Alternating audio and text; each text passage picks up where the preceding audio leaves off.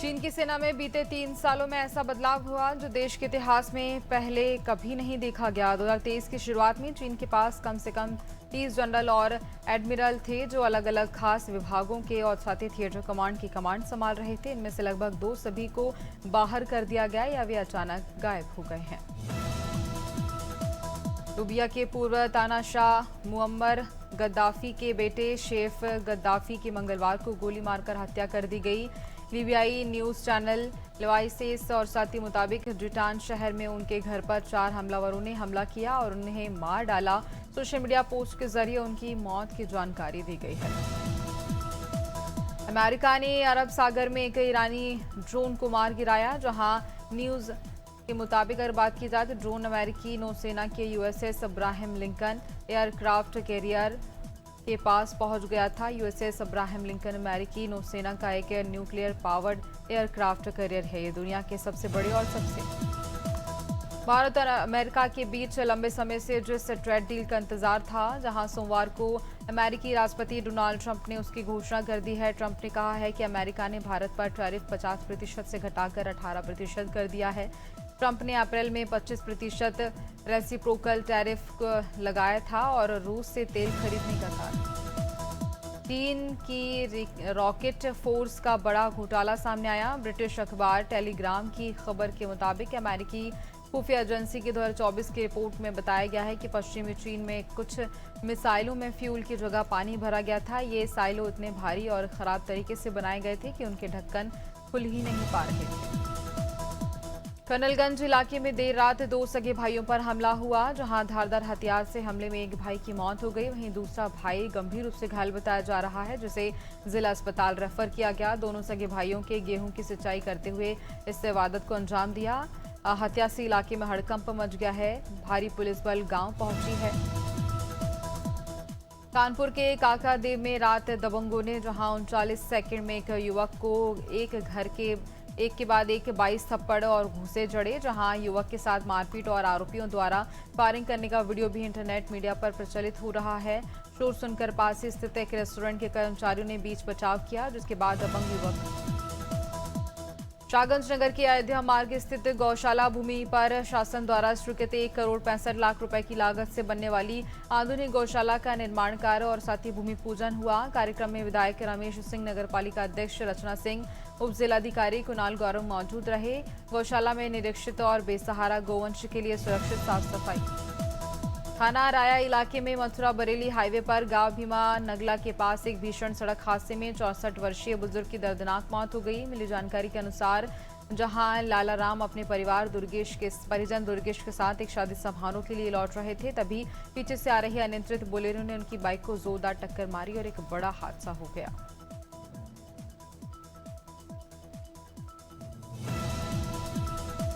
Raigarh police ने duty के दौरान आकस्मिक निधन होने पर जिले में पदस्थ स्वर्गीय प्रधान आरक्षक दिलीप ठाकुर की पत्नी सरस्वती सिंह ठाकुर एवं जीआरपी थाने में पदस्थ स्वर्गीय राम सिंह लकड़ा की पत्नी किरण लकड़ा को पुलिस सैलरी पैकेज के अंतर्गत 10-10 लाख रुपए की बीमा राशि चेक प्रदान की है।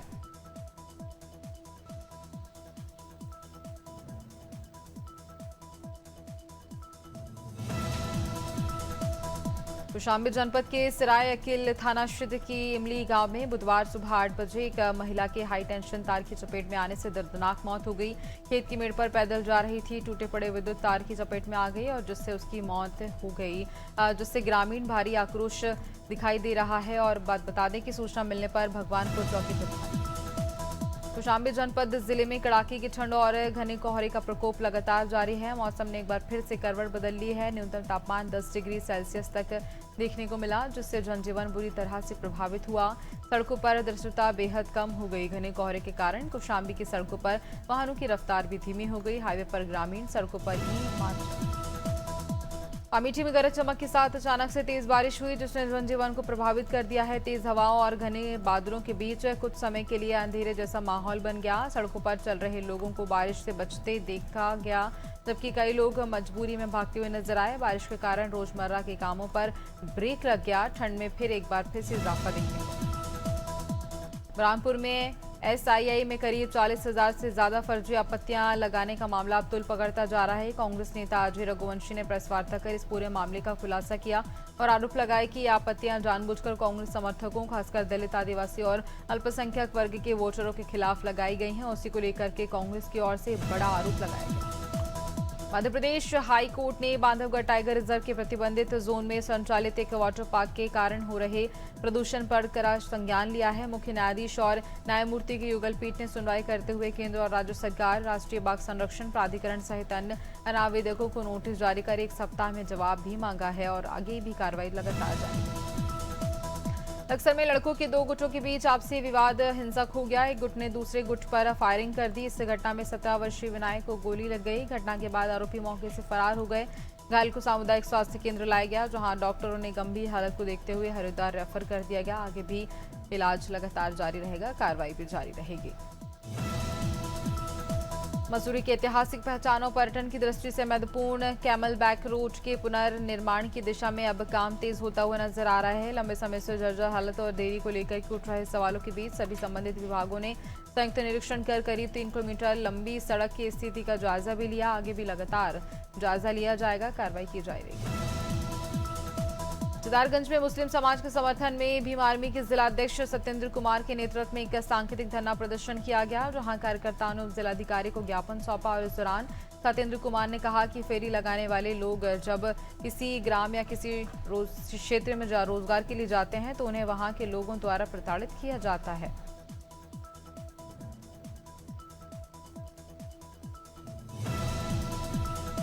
कानपुर के पनकी थाना क्षेत्र के रामगंगा एनक्लेव में 3 महीने पहले शादी करने वाले युवक ने अपनी ही पत्नी की हत्या कर दी। जानकारी के अनुसार दीपिका ने सौरभ दुबे उर्फ शोएब से प्रेम विवाह किया था। घटना की सूचना मिलते ही पुलिस अधिकारी भारी बल के साथ मौके पर पहुंचे। फॉरेंसिक टीम ने सबूत जुटाए और शव को पोस्टमार्टम के लिए भेज दिया गया। आगे भी कार्रवाई लगातार जारी रहने वाली है।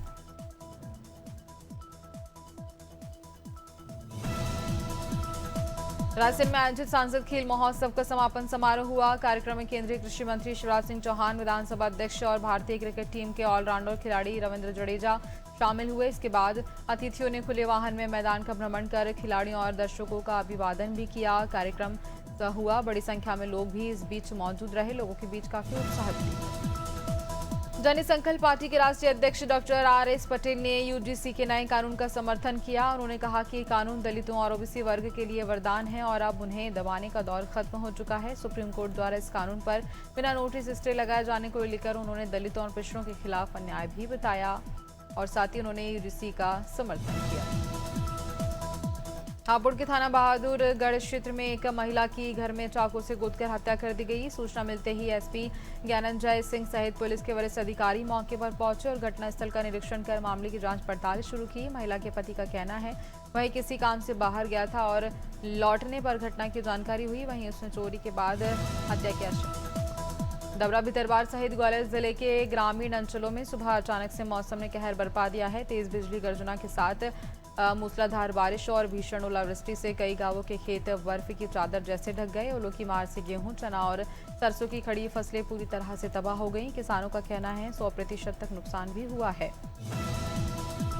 धमतरी के सिहावा में 5 दिवसीय कर्णेश्वर मेला महोत्सव चल रहा है और पहले दिन प्रदेश के कई जिलों से आए श्रद्धालुओं ने बालका और महानदी के संगम में आस्था की डुबकी लगाई और भगवान कर्णेश्वर महादेव को जलवा बेलपत्र अर्पित कर पूजन अर्चन की। वहीं दूसरे दिन देवमड़े में पारंपरिक ढोल नगाड़ों के साथ देवी देवताओं का मंदिर परिसर में आगमन भी किया गया भव्य तरीके से।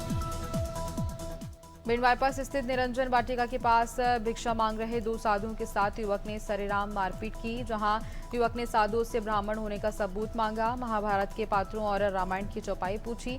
सवालों के जवाब न देने पर साधुओं को हिंदू न मानते हुए जमकर पीटने का आरोप लगा है। युवक का बयान सोशल मीडिया पर जमकर वायरल हो रहा है। सिवनी में आज यूजीसी के नए नियमों के खिलाफ बड़ा प्रदर्शन देखने को मिला। करणी सेना परिवार ने सिवनी के कचहरी चौक में जमकर नारेबाजी की और यूजीसी का पुतला दहन किया। प्रदर्शनकारियों का कहना है कि यूजीसी काला कानून 2026 सामान्य वर्ग के छात्रों के लिए भेदभावपूर्ण और असुरक्षित है। इस दौरान कलेक्ट्रेट तक रैली निकाली गई और राष्ट्रपति एवं प्रधानमंत्री को ज्ञापन सौंपा गया। चिलिया थाना अंतर्गत ग्राम सभा अलीदापुर में हुई मारपीट की घटना 2 पक्षीय रूप में, जहां पर ग्राम प्रधान तथा बीएलओ आमने सामने आ गए और एसआईआर को लेकर के चल रहे सर्वे का इस बीच ये मामला सामने आया। सर्वे कर रहे बीएलओ के पिता ने ग्राम प्रधान पंकज चौबे और उसके अन्य पर मारपीट का आरोप लगाया।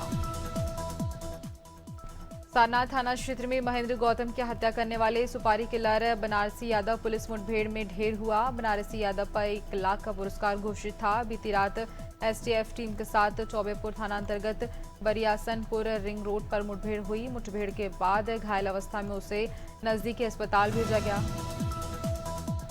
बारासिवनी के खेर लॉन्ची थाना अंतर्गत ग्राम खेरी में जहां 27 वर्षीय शादीशुदा युवती का शव महाराष्ट्र बॉर्डर से लगे वाड्रावानी गांव के जंगल से पुलिस ने बरामद किया है। बताया जा रहा है कि खेरी निवासी 27 वर्षीय युवती 28 जनवरी से लापता थी, जहां पर खेलांजी थाने में उसके भाई ने गुमशुदगी की रिपोर्ट दर्ज करवाई थी। 28 तारीख की सुबह से गुमशुदगी को लेकर के तलाशी की जा रही थी युवती की। बलरामपुर जिले के थाना गौरा थाना क्षेत्र में एक दिल दहला देने वाली घटना सामने आई, जहां खेत में काम करने जा रहे एक नाबालिग लड़की के साथ 35 वर्षीय युवक ने दुष्कर्म की वारदात को अंजाम दिया। घटना के बाद पूरे इलाके में सनसनी फैल गई। पुलिस ने कार्रवाई करते हुए आरोपी को मंगलवार देर रात गिरफ्तार भी कर लिया है।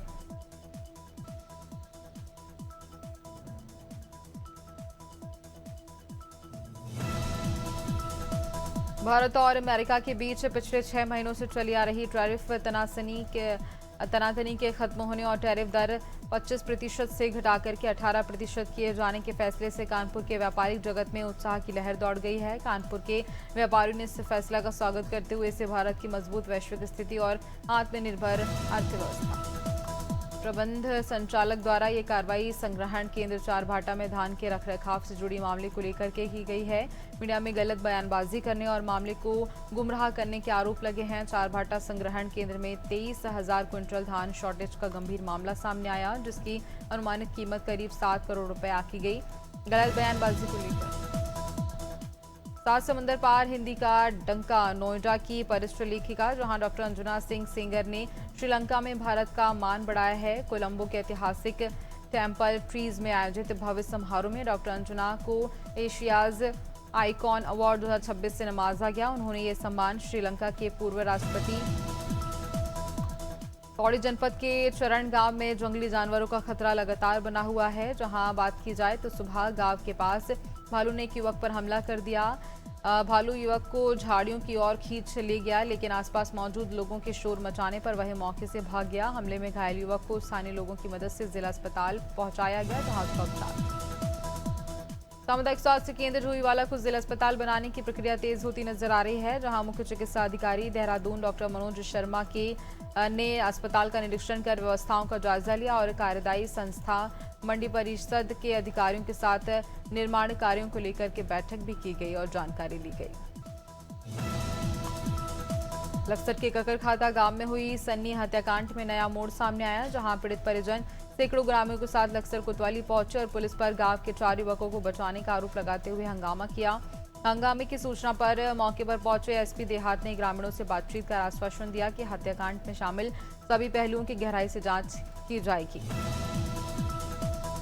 श्रीनगर में जिलाधिकारी पौड़ी स्वाति एस भदौरिया की अध्यक्षता में श्रीनगर तहसील सभागार में तहसील दिवस का आयोजन किया गया, जहां कुल 10 शिकायतें प्राप्त हुई और जिलाधिकारी ने सभी मामलों पर संबंधित विभागों को त्वरित कार्रवाई करने के निर्देश दिए। अपर जिलाधिकारी अनिल सिंह परव्याल ने बताया कि अधिकांश शिकायतों का निस्तारण मौके पर ही कर दिया गया है और शेष पर कार्रवाई जारी।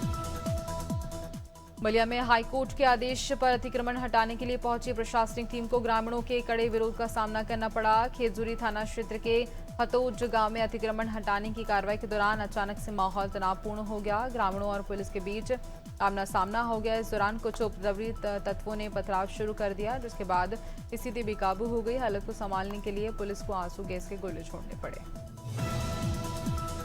उत्तराखंड में बात की जाए तो जहां पर मदरसा जुलाई 2026 से मदरसा बोर्ड का अस्तित्व खत्म हो जाएगा, जहां सरकार ने नई व्यवस्था के तहत उत्तराखंड राज्य अल्पसंख्यक शिक्षा प्राधिकरण का गठन कर दिया था और इसकी अधिसूचना भी जारी कर दी है। मुख्यमंत्री पुष्कर सिंह धामी ने पिछले विधानसभा सत्र में मदरसा बोर्ड खत्म करने की घोषणा की थी और कहा था कि जुलाई से सभी अल्पसंख्यक संस्थाओं को इससे प्राधिकरण के उबेरला के नीचे लाया जाएगा।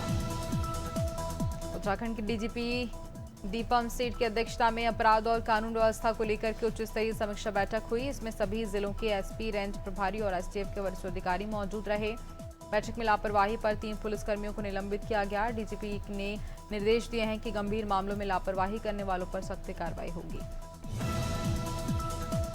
विशाल त्रिशूल सनातन एकता यात्रा आज सिवनी जिले के छपारा नगर पहुंची, जहां पर आस्था और उत्साह के साथ इसका भव्य स्वागत किया गया। 60 फीट ऊंचा, 11 फीट चौड़ा और करीब 700 किलो वजन का ये महात्रिशूल छिंदवाड़ा जिले में तैयार किया गया, जहां पर अब 11 जिलों से गुजरते हुए रामनगरी अयोध्या की ओर ये बढ़ रहा है, जहां इसकी स्थापना की जाएगी। नेटफ्लिक्स की upcoming original series family business का ऐलान होते ही इंडस्ट्री में चर्चा तेज हो गई है। मशहूर फिल्म मेकर हंसल मेहता के निर्देशन में बन रही ये सीरीज सत्ता खून के रिश्तों और विश्वासघात के इर्द गिर्द घूमती है। एक हाई वोल्टेज कॉर्पोरेट ड्रामा है। सीरीज में अनिल कपूर और विजय वर्मा पहली बार इस अंदाज में आते। शाहिद कपूर और तृप्ति डिमरी की फिल्म और रोमियो 13 फरवरी को रिलीज होने वाली है, लेकिन रिलीज से पहले ही यह फिल्म कानूनी विवाद में फंस गई है। गैंगस्टर हुसैन शेख उर्फ उसरा की बेटी सनोवर शेख ने जहां मुंबई की सिविल कोर्ट में याचिका दायर कर फिल्म की रिलीज पर रोक लगाने की मांग की है। इस मामले में 6 फरवरी को सुनवाई भी की जाएगी।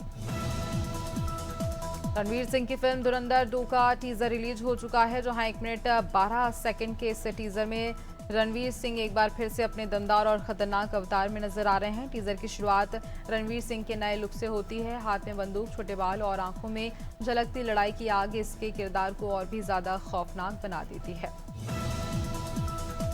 बॉलीवुड की चर्चित कॉमेडी फ्रेंचाइजी गोलमाल अब अपनी 5वीं कड़ी के साथ दर्शकों के सामने आने वाली है और इस बार फिल्म में एक बड़ा ट्विस्ट देखने को मिलने वाला है। खबर आ रही है कि अक्षय कुमार ने गोलमाल 5 में मुख्य विलेन के रूप में एंट्री की है, जो अजय देवगन और उनकी टीम के खिलाफ स्क्रीन पर 2-2 हाथ करेंगे। मध्य प्रदेश में बारिश और ओलावृष्टि फिलहाल रुकी हुई है, लेकिन 20 जिलों में कोहरे की संभावना बनी हुई है। ग्वालियर, चंबल, बुंदेलखंड, रीवा और साथ ही भोपाल, इंदौर संभाग में हल्का कोहरा नजर आया। मौसम विभाग ने अगले 2 दिनों तक घने कोहरे और मध्यम कोहरे की चेतावनी दी है। कोहरे के चलते सड़क पर वाहन चलाते समय सतर्कता जरूरी है। किसानों और आम लोगों को अपनी दिनचर्या। प्रदेश में अगले 5 दिन तक न्यूनतम और अधिकतम तापमान में किसी बड़े बदलाव की संभावना नहीं है। पूरे छत्तीसगढ़ में मौसम शुष्क बना हुआ है और कहीं भी वर्षा दर्ज नहीं की गई। रायपुर और राजनांदगांव में अधिकतम तापमान 32 डिग्री सेल्सियस, जबकि अंबिकापुर में न्यूनतम तापमान 10.5 डिग्री सेल्सियस रिकॉर्ड किया गया है। राजधानी रायपुर में 4 फरवरी को धुंध छाई। उत्तर प्रदेश में बीते 24 घंटे की बारिश के बाद तापमान में 3 से 6 डिग्री तक गिरावट की संभावना है। काले बादल छट गए हैं, लेकिन 4 फरवरी को प्रदेश के 22 जिलों में घना कोहरा छाए रहने का अनुमान है, जिसको लेकर के येलो अलर्ट जारी किया गया। लखनऊ समेत कई जिलों में मौसम साफ रहेगा। अगले 24 घंटे बाद पश्चिमी यूपी में तेज हवाएं चलेंगी। मौसम उतार चढ़ाव जारी रहेगा। उत्तराखंड में 3 फरवरी को मौसम फिर बदलेगा। उत्तरकाशी, रुद्रप्रयाग, चमोली, बागेश्वर और पिथौरागढ़ में 2800 मीटर से ऊपर हल्की बर्फबारी और बारिश की संभावना है। गंगोत्री, बद्रीनाथ व केदारनाथ में ताज़ा बर्फ गिर सकती है। हरिद्वार और उधम सिंह नगर में मौसम सूक्ष्म रहेगा, लेकिन सुबह शाम हल्का कोहरा छाएगा। तापमान में गिरावट हो सकती है और ठंड भी बढ़ सकती है।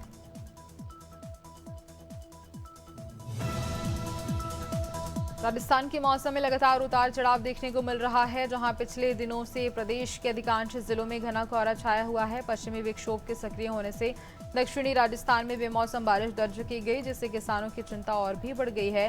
भीलवाड़ा, गढ़ी, परतापुर, कोटा, बारां, बूंदी और साथ ही झालावाड़ में हल्की बारिश हुई है। इससे किसान काफी परेशान हो रहे हैं, उनकी फसलें भी खराब हो रही हैं।